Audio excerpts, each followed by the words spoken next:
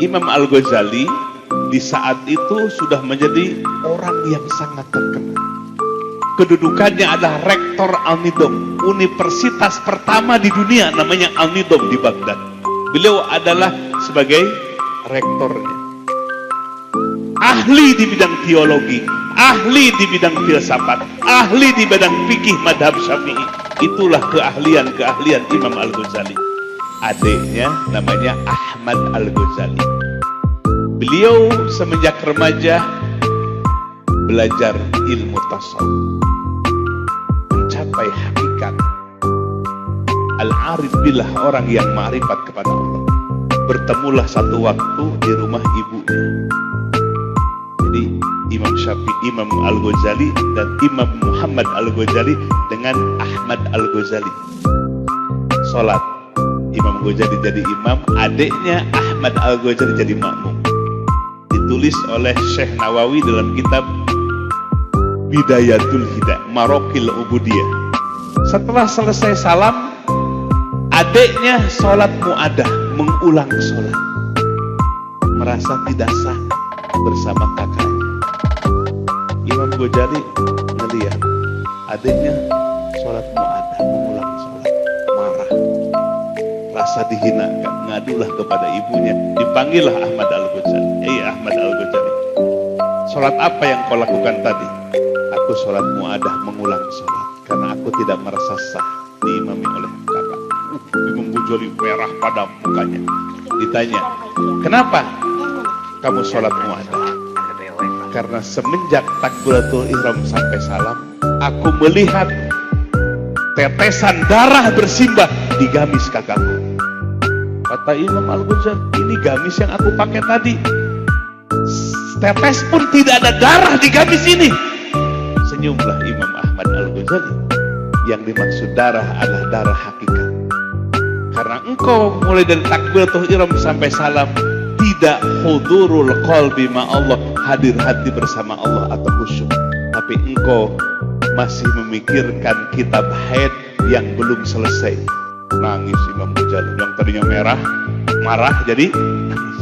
Dia merasa tadi sholat tidak khusyuk, memikirkan kitab yang belum selesai di karang bab haid.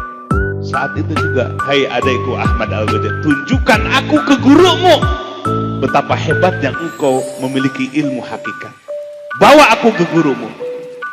Dibawa Imam Ghazali ke gurunya. Ternyata gurunya, mursyidnya adalah hirfahnya, profesinya, tukang sol sepatu. Tukang apa? Calon muridnya rektor Anidom. Calon gurunya tukang sol. Maka jangan hinakan orang dari profesinya. Jangan hinakan orang dari fisiknya.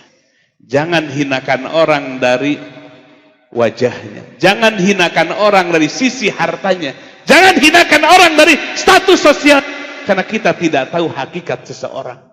Kata gurunya, Al-Ghazali, kalau kamu ingin jadi muridku, bersihkan halaman rumahku. Wah, Imam Ghazali ngebersihin rumah. Seorang ulama besar disuruh apa? Bersih kampung, halaman rumah. Sudah selesai Tuan Guru. Belum selesai. Di sana ada kotoran manusia. Kau ambil itu, bersihkan itu tanpa menggunakan alat. Mikir Imam Ghazali, kalau sudah harus ngambil apa? Kotoran orang tanpa alas. Tapi dalam mikirnya kemudian Allah berikan ilham. Dulu gagal iblis suruh sujud ke Adam, yang dilihat Adamnya, bukan dilihat siapa yang memerintahkannya. Sadar. Akhirnya siap dia untuk apa? Mengambil kotoran itu. Sebelum sampai tangannya ke kotoran, stop Al-Ghazali, selesai engkau. Sekarang kau pulang. Jadi guru pertamanya, mursyid pertamanya, itu yang ia ajarkan. Membersihkan hati. Tambah ilmu, bisa jadi tambah sombong. Tambah ilmu, bisa jadi tambah jauh dengan Allah. Itulah Imam Al-Ghazali menukil hadis Nabi dalam kitab Bidayatul Hidayahnya. Manizdada ilman, walam yazdan hudan, lam yazdad minallah illa bu'da.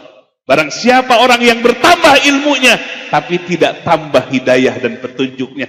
Tambah ilmunya, tambah jauh dari Allah. Tambah ilmunya, tambah jauh dari Allah. Karena sombong dengan ilmunya. Akhirnya Bapak Ibu sekalian, Imam Al-Ghazali memutuskan diri untuk terjun dalam ilmu tasawuf, nggak mau asal-asalan. Apa yang beliau lakukan dalam kitab Al-Munqidh Minadh Dhalal, penyelamatan dari kesesatan. 12 tahun Imam Al-Ghazali berriyadhah dan bermujahadah di bawah bimbingan seorang mursyid. Salah satu riyadah mujahadahnya, beliau pergi ke Damaskus, Suriah. Ada masjid di sana.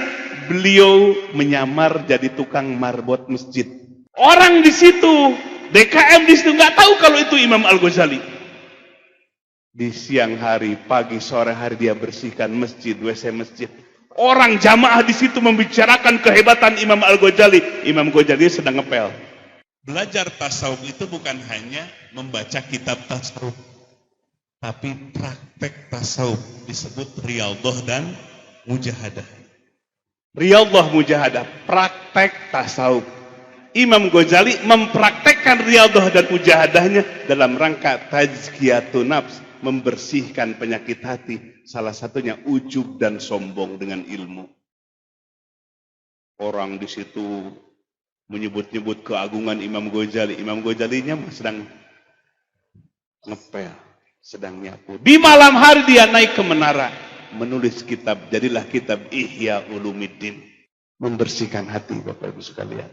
Bukan teori, bukan hanya baca kitab tasawuf, tapi praktek di tengah kehidupan, di tengah masyarakat.